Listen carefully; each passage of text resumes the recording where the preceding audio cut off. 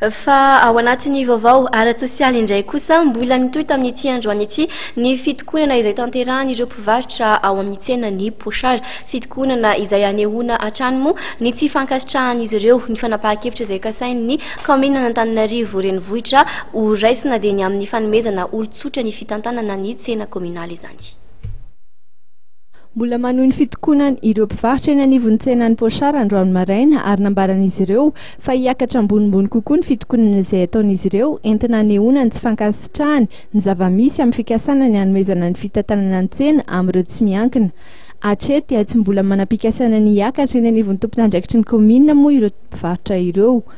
Ny fitakina eto amin'ny mpivarotra ny Pochard moa zany izay efa nalefanay hatramin'ny omaly dia ny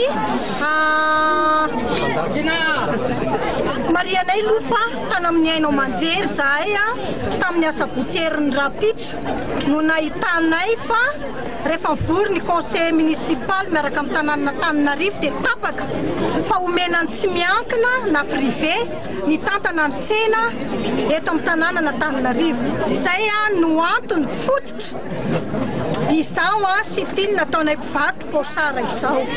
Zahay aloha ngamba treto mbola tsy nieritreritra ny hoe hoany aloha fa mbola manao ny etape rehetrarehetra araky ny izay mba kely fantatray izay mba takatry ny sainay izahay.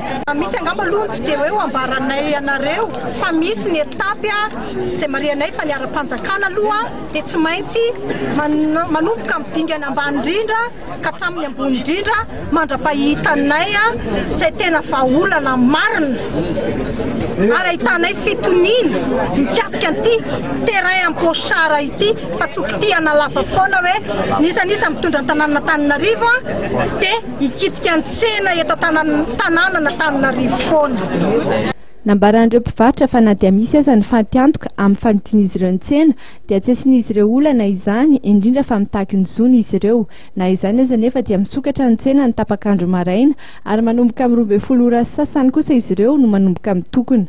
Mbola hitohy hatrany arak'izany ny hetsika izay ataon'izy ireo.